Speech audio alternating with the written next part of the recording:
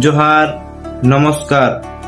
আজকে আমি বাংলা দিয়ে দু একটা কথা বলবো, যাতে অন্যরা বুঝতে পারে আমাদের পরিচয় বা আমাদের ইতিহাস। আমরা আদিবাসী সান্তাল সমাজের মানুষ।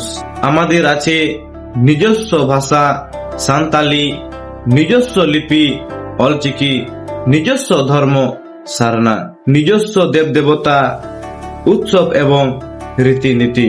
এই সবই আমাদের আসল পরিচয়, আমাদের গর্ব।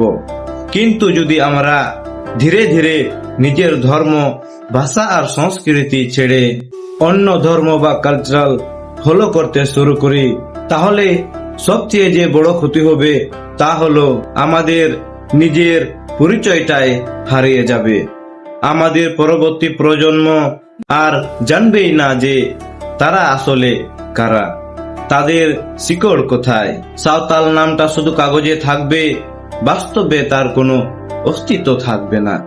এর সাথে সাথে সাঁওতালি ভাষা অলচিকি লিপি ব্যবহার না করলে এক সময় তা হারিয়ে যাবে। ভাষা আর লিপি হারানো মানে শুধু কথা বলার মাধ্যম হারানো নয়, বরং পুরো সংস্কৃতি, গল্প, ইতিহাস হারিয়ে ফেলা। নিজস্ব ধর্ম ও বিশ্বাস থেকেও আমরা দূরে সরে যাব।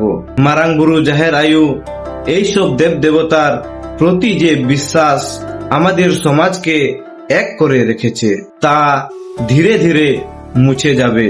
আমাদের উৎসব যেমন বাহা, সরহাই, কারাম, এইসব শুধু অনুষ্ঠান নয়, এইগুলো আমাদের জীবনের অংশ।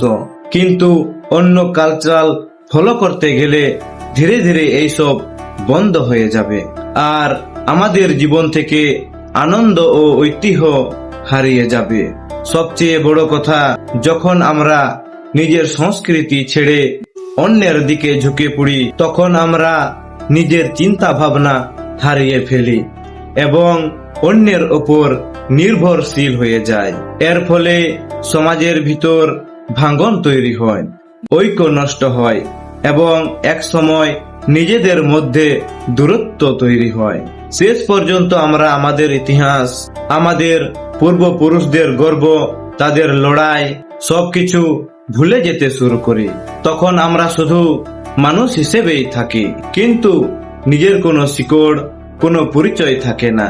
তাই সময় থাকতে সচেতন হওয়া খুবই জরুরি। নিজের ভাষা, নিজের লিপি, নিজের ধর্ম আর নিজের সংস্কৃতিকে ধরে রাখা মানে নিজের অস্তিত্বকে বাঁচিয়ে রাখা।